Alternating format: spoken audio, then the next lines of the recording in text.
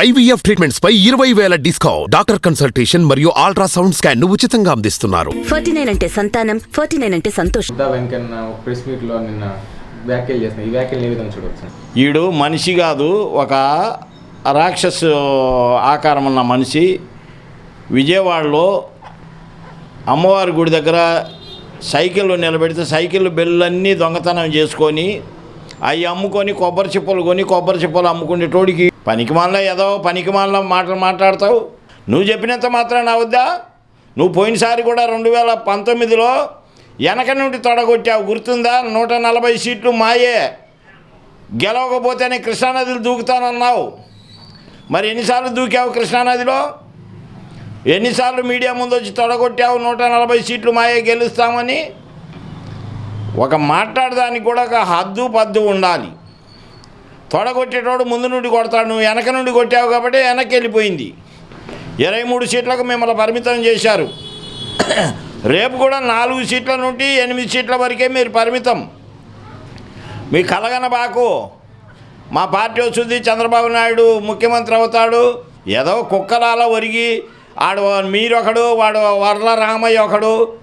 చిన్నదానికి ఇంక మీరిద్దరే దొరికింది. ఇక్కడ కృష్ణా జిల్లాలో ఎవడు మీ ఎనికిడితే రారు. వాడి వర్ల రామయ్య ఎగేసుకొని వస్తాడు. వాడు ఒక ఎదవ నా కొడుకు. వాడు ఆ కులములు ఎట్టబుట్టాడో మాకే తెలియదు. మా కులపోడైతే కాదు. మా కులం వాళ్ళు పూర్తిగా వాడిని బహిష్కరించారు. వాడు ఇప్పటికి కూడా అక్కడికి వెళ్ళి ఏం చెప్తాడంటే, మాదిగ కులస్తులంతా నా తైట్ ఉన్నారు, ఎందుకంటే జగన్మోహన్ రెడ్డి గారి దగ్గర మా ఇమేజ్ దించడం కోసం వాడు ఈ మాట చెప్తాడు. వాడు ఒక ఎదవ, నువ్వు ఒక ఎదవ. ఈ ఎలక్షన్ అయిన తర్వాత మీకు గుడ్డలు, వాడు అన్నాడు కదా నారా లోకేష్, గుడ్డలు ఇప్పదీసి కొడతామని. ఇప్పుడు ఎవరిని కొట్టేది మేము రేపు 4వ తారీఖు తర్వాత చూపిస్తాం, రెడీగా ఉండండి. వచ్చేసింది అని. రేపు 4వ తారీఖు వస్తుంది.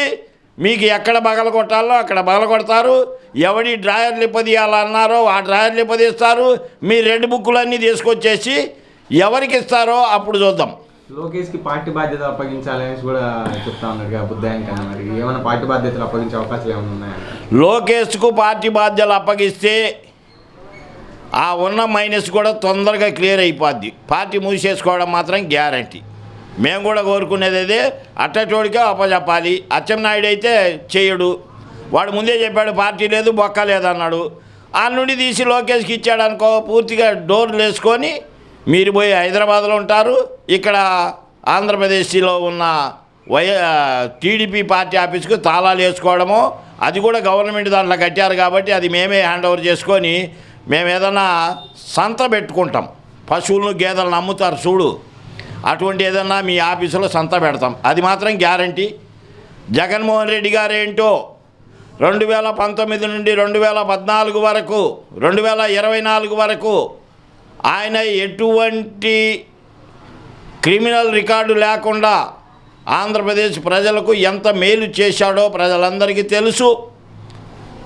17 మెడికల్ కాలేజీలు, ఊరికొక సచివాలయం, ఊరికొక ఆర్బీఐ, ఇటువంటి కట్టి మెడికల్ హాస్పిటల్స్ కట్టి ప్రజల దగ్గరికి పరిపాలన తీసుకెళ్లిన వ్యక్తి జగన్మోహన్ రెడ్డి గారు.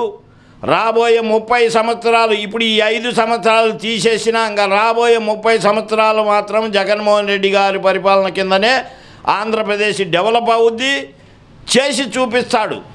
మనకదే కరోనా రాకపోతే ఇంకొక రకంగా ఉండేది. 2 సంవత్సరాల 6 నెలలు కరోనా పోయినా 2 సంవత్సరాలలో ఆయన ఏమి ఇంప్లిమెంట్ చేశాడో, ఎంత జనాలకు పేదవాడిని ఎలా ఆదుకున్నాడో ప్రజలందరికీ తెలుసు. ఆంధ్రప్రదేశ్లో కరోనా వచ్చినప్పుడు మీరు కానీ ఈ బుద్ధ వెంకన్న కానీ ఈడు దగ్గరనే ఉన్నాడు. వాడిని తీసుకెళ్ళి ఆ బుచ్చిడికి అప్పచెప్తే సరిపోద్ది. బుచ్చిడి అంటే ఏంటి తెలుసా? కబేలా. ఆ కబేలాకు ఈయన ఒకరిని, ఆ పట్టాభిరామి కానీ వాళ్ళకు తోడు ఈడున్నాడు కదా మా మాదిగ జాతి ముద్దు బిడ్డ వర్ల రామయ్య కానీ, వీళ్ళు ముగ్గురికి నొప్పచెబితే కొంత ఆంధ్రప్రదేశ్కి ఇన్కమ్ వస్తుంది. మరి 130 సీట్లతో ఈసారి కూటమి అధికారంలోకి వస్తుంది. చంద్రబాబు నాయుడు అమరావతిలో ప్రమాణ స్వీకారం చేస్తాననేసి కూడా బుద్ధ వెంకన్న చెప్తాను. మీరు ఇప్పుడు రెడీ చేసుకోండి అమ్మా. ప్రమాణ స్వీకారము 6వ తారీఖు అన్నారు కదా. 6వ తారీఖు రోజు ఏంటో గుర్తుందా మీకు? 6వ తారీఖు నిండు అమావాస్య. మీరు వేసే ఇట్టగా ఉంటాయి. 6వ తారీఖు అమావాస్య రోజు మీరు అమరావతిలో చేస్తారో, 4వ తారీఖు రాత్రికి మిమ్మల్ని కృష్ణాలో కలుపుతామో గుర్తుపెట్టుకోండి.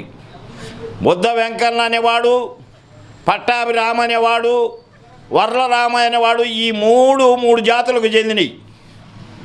అట్లాగే మీ కూటమి ప్రభుత్వము పూర్తిగా ఫెయిల్ అయిందని సెంట్రల్ ఇంటెలిజెన్స్ బ్యూరో ఢిల్లీ నుండి మోడీ గారు అప్పుడే జగన్మోహన్ రెడ్డి గారికి ఫోన్ చేస్తున్నారు. అయ్యా నేను తప్పు చేశాను, తప్పు జరిగిపోయింది, ఈ ఎదవలను నమ్ముకొని మిమ్మల్ని మేము తోలనాడాము, సారీ అని మోడీ గారే ఆ ఢిల్లీ నుండి కబురు పెట్టాడంటే మీరు ఏ పార్టీ వాళ్ళో గుర్తుపెట్టుకోండి.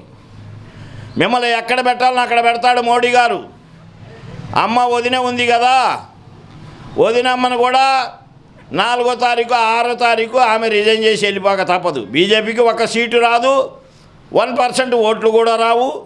మీ పార్టీకి అయితే మేము ఖచ్చితంగా చెప్పగలుగుతాము 5 నుండి 8 సీట్లు వస్తాయి. ఆ తర్వాత సీట్లన్నీ వైఎస్ఆర్సీపీ ఏకగ్రీవంగా వన్ సైడ్ వార్గా జరిగింది. కొద్దిగా మేము పోలింగ్ బూత్లో ఉండి చూశాము ప్రజల నాడి ఎలా ఉందని. ప్రతి ఒక్కరు ఓటేసిన వాళ్ళు ఏలు ఊపుకుంటూ బయటికి వెళ్ళారు. ఫ్యాను ఇంట్లో ఉంటుంది, సైకిల్ రోడ్డు పైన గేట్ బయట ఉంటుంది, టీ తాగిన గ్లాసు సింకులో ఉంటుందని ప్రజలు ఓట్లు చేతులు ఊపుకుంటూ రాత్రి 12 గంటలకు ఓట్లు వేసిన వాళ్ళు కూడా ఏలు ఊపుకుంటూ బయటకు వచ్చారు.